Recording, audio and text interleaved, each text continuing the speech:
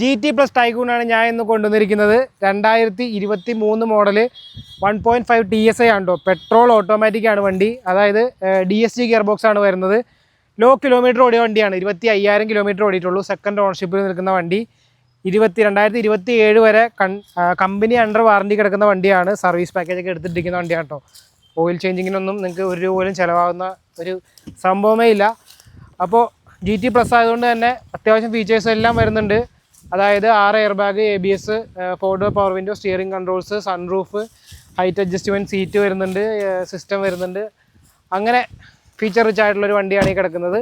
അപ്പോൾ 2023 model Tiguan GT+ TSI petrol automatic 25,000 kilometre ഓടിയ വണ്ടി സെക്കൻഡ് ഓണർഷിപ്പിൽ നിൽക്കുന്നു.